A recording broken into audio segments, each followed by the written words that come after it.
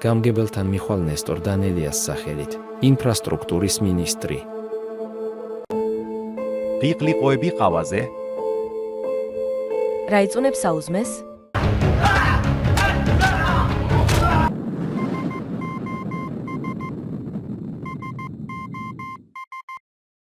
მათე ვარ. გისმენ. ბანკისში სოფლის გამგებელიდან მინდა ნებართვა. კონკრეტულად. იციან რომ ფილმის გადაღება გვინდა და ხადორის ხეობაში უნდა დავამონტაჟოთ რამდენიმე ანტენიანი მოწყობილობა. ვისთვის არის? ბელენგატორებია სინამდვილეში. კარგი დაგირეკავ. ნახევარ საათში მირეკავს. გამგებელთან მიხვალ ნესტორ დანელიას სახელით. ვინ არის? ინფრასტრუქტურის მინისტრი. კარგი. Recipient disconnected. მათე, მოდი! ეხლავე, რა გვაქვს მენიუში? ლოკოკინის ქერქი კორეულად და ბაყაყის თვალის ბლომანჟე. შვენიერი. სამზარეულოში გავედი და საუზმის მაგიდას მივუჯექი. ყიყლიყოები ყავაზე? რა იწუნებს საუზმეს? აკი ლოკოკინაო? ეგ არა, მაგრამ შენთვის სხვა უკეთესი მენიუ მაქვს. აბა, აი ეს. ეს რა არის? გაარკვიე განრიგი? კი. ესე იგი, ეგ შენი საყვარელი ბიძია მუშაობს მთელი კვირა, 9-ზე ეწყება ლექციები, გადის 9-ის ნახევარზე, მოდის დაახლოებით 2-დან 3-მდე პერიოდში სახლში, ხანდახან სხვა დროს კანონზომიერება ვერ დავადგინე. ოკეი, ეგ არაა პრობლემა. ასე რომ აირჩიე დღე. კარგი გოგო ხარ.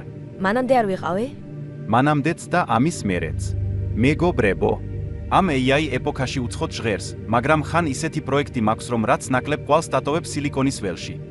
მით უკეთესი საქმის წარმატებისთვის. ამიტომ ზოგიერთი საქმე მეტ უსაფრთხოებას მოითხოვს.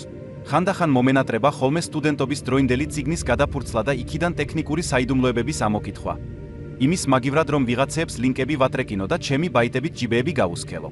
თუ საშუალება მაქვს რომ წიგნიდან მივიღო ინფო. პირველი მაგას ვაკეთებ ხოლმე. ბიძა ჩემი ამ საკითხში პროფია.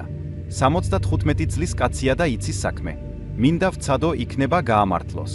თუ არა და GPT-ს გავუბურღავთ ვინც სანამ თავად სემი არ დამირეკავს და არ მეტყვის, შენც დაისვენე და ჩვენს სერვერებსაც დააცადე რომ გაგრილდნენო. სადღაც აბაშიძეზე. ვასო ბიძია გამარჯობა, როგორ ხარ? ცოტა ხანს დამაკვირდა გაკვირვებული. მათე შენ ხარ ბიჭო? კი, მე ვარ. ეს რა ამბავია ამ ხელაცვერულაში? მე ხომ არ მგლოვობ ხა? ვეღარ გიცანი. იმიჯი შევიცვალე. როგორ ხართ სახლში? დედმამა რას შვრებიან? გმადლობთ კარგად, თქვენც ხომ კარგად? ვუძლებთ. რა ხდება აბა? აქეთ საიდან მოხდი? ვასო ბიძია, შენთან რაღაც საქმე მაქვს და ეხლა შემთხვევით შეგხვდი, ისედაც ვაპირებდი სახლში გამოსვლას. ხომ მშვიდობაა? კი, მშვიდობაა, ტექნიკური საკითხია. მითხარი აბა რა ხდება? მოკლედ, რაღაცა პროექტისთვის მჭირდება პელენგაციის სისტემები და ზოგადი ცოდნა მაქვს ყველაფერზე. ანუ, გინდა იყიდო თუ გააკეთო? უფრო გავაკეთო ჩემით, დაახლოებით აზრზე ვარ, მაგრამ რაღაც დეტალები მაინტერესებს. ჩემგან რა გინდა რო? რამე კაი წიგნი გეცოდინება უფრო პოპულარულ ენაზე. ცოტა ხანს გაჩერდა, მომიბრუნდა და დაფიქრდა. პოპულარულ ენაზე. არის რაღაცეები, მაგრამ ერთი რაც მახსოვს თუ არ ვწდები ჭელიძე ჟერებცოვის ავტორობითაა. 88-90 წლის დაბეჭდილია. რა ქვია? რადიო აპარატუშენებლობა, მაგრამ იქ ერთი თავი მთლიანად პელენგაციებზეა. მარტივად და გასაგებ ენაზეა დაწერილი. ქართულად მინდა, სად ვნახავ, შენ თუ გაქვს ცოტა ხნით წავიღებ და მოგიტან ისევ. ორივე ენაზეა მათე. კი, ვიცი რომ მომიტან, მაგრამ საქმეც მაგაშია გენაცვალე რომ მე მქონდა ერთი ეგზემპლარი და გავაჩუქე ბევრი წლის წინ. ბუკმაკერებში გაიკითხე იქნება სადმე.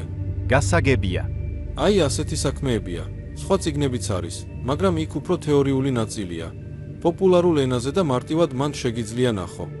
შენა და ბიჭო, ამ ინტერნეტის ეპოქაში რაღა დროს ეგ წიგნებია. ხანდახან ესე მირჩევნია ხოლმე. ხოჩახ შენ, აღარ ხუმრობ. კარგი ვასო ბიძია, მე გავიქეცი, უნდა შევხვდე მეგობარს. დეიდა მომიკითხე. აბა ყოჩაღად, არ დაგვივიწყო. გამოგივლით აუცილებლად. იქიდან ეგრევე დავაწექი მარჯანიშვილზე, ერთი ადგილი მეგულებოდა. ძველად სულ იქ ვნახულობდი წიგნებს, მეტროსთან ახლოს ერთი არკაა და შიგნით. ამოვედი მეტროდან, გავუხვიე და შევაჭერი არკაში. მაგრამ უფს. ორი თვალმაგარი ახალგაზრდა წინ გადამიდგა.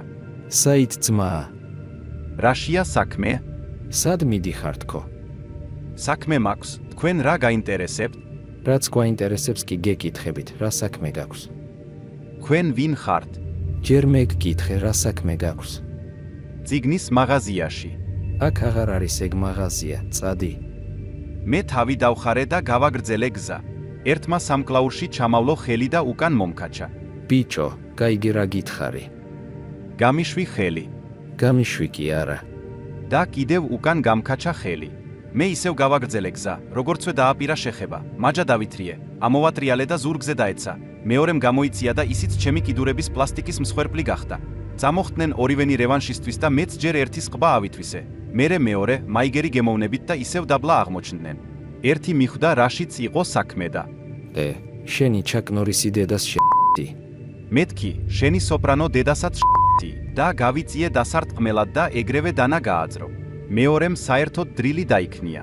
მივიხედე, მოვიხედე, არც ქვა, არც ჯოხი, არც ცხალი, არც ქიიბე. რაღა ეხლა მოუნდათ რემონტი ამ ჩემისებს თქო გავიფიქრე და მოვძუძგე იქიდან. სუ მოდიაკ შეკათამოს ძახილით მომდევდნენ. მერე წრიულზე პატრული დატრიალდა და დამანებეს თავი. წამოვედი ჩემთვის არხეინი ნიგერივით. 100 წელი მანდ ვეღარ გავივლიდი. 100 წლის მერე კი დავბერდები და ვეღარ მიცნობენ.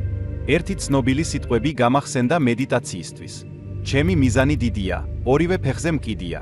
დავეშვი მშრალი ხიდისკენ და თან ფიქრობდი რა მექნა და ამ დროს აინთო სინათლე თავში. საჯარო ბიბლიოთეკა. ბარათი არ მქონდა, ან საერთოდ თუ კიდევ არსებობდა, არც ვიცოდი და ყოველ შემთხვევაში გადავწყვიტე ავსულიყავი, იქვე იყო მაინც.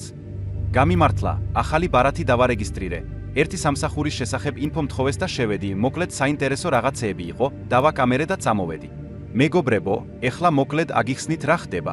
არსებობს ეგრეთ წოდებული პელენგაციის პროცესი. ამ ფენომენით მანიპულირება ერთგვარი სპორტიც არის იმათთვის, ვისაც უყვარს ტყეში გასვლა და ხეტიალი.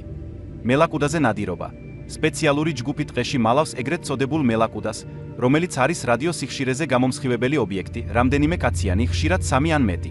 ჯგუფები იწყებენ ამ ობიექტის მოძებნას, რათა პირველმა მიაგნონ მელაკუდას, რომელიც ჯგუფიც პირველი იპოვის ისაა გამარჯვებული. ძიება ხდება ასე. თითოეულ პელენგატორს აქვთ ეგრეთ წოდებული მიმართული ანტენები.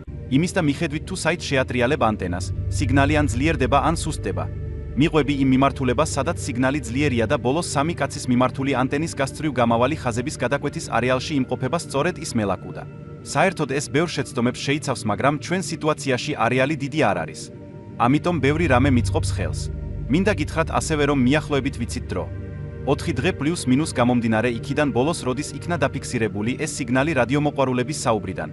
ასე რომ სადღაც 12 დღის მერე უნდა ველოდო სიგნალს. ეს ის დროა, როცა უნდა ავაწყო 3 ერთნაირი მოწყობილობა. რა მოწყობილობებია ესენი? არის ასეთი პროგრამირებადი მიკროკონტროლერი Raspberry Pi, რომელზეც შეგიძლია მიაერთო მაგალითად USB მოწყობილობები. ასეთი რამ მოვიფიქრე.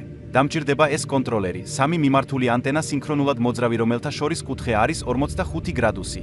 ეს აჩქარებს სიგნალის ძლიერი მიმართულების დაჭერის ალბათობას.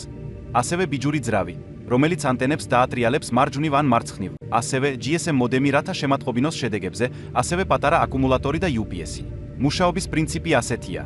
როდესაც სიგნალი მოვა, პირველ რიგში ჩემი პროცესორი გაანალიზებს მის სიგნატურას. ის ისმის როგორც SOS სიგნალი, მაგრამ წერტილებსა და ტირეების თანაფარდობა სპეციფიურად არასტანდარტულია, რომელსაც ასე ვერ ვიტყვი.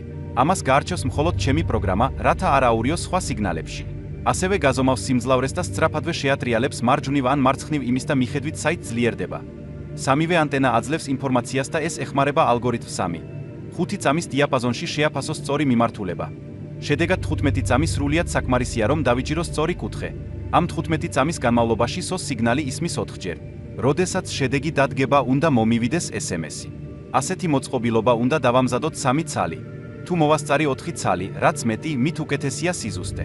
ამ მინიმალური აღჭურვილობით შევუდექით მე და საბა სისტემებზე მუშაობას. ყველა დეტალი იშოვებოდა ქართულ ბაზარზე და ყიდვას დრო არ წაუღია. ამ საქმეში თეკოც კარგად დაგვეხმარა. მიუხედავად მისი ფერადი აღჭურვილობისა, მაინც კარგად გამოსდის შენიღბა ფრიკი ლიბერალადან დაწყებული სპეციალურად აღზრდილ ქართველი თავსაფრიანი დიასახლისით დამთავრებული დიაპაზონში. პირველზე მუშაობას დაჭირდა დაახლოებით 5 დღე. მეორე და მესამე უფრო სწრაფად გავაკეთეთ. გამომდინარე პირობებიდან მე-4-ის დამზადებაზე დროის კარგვა რისკი იყო, ამიტომ ვარჩიეთ, რომ დრო უფრო მონტაჟზე დაგვეხარჯა.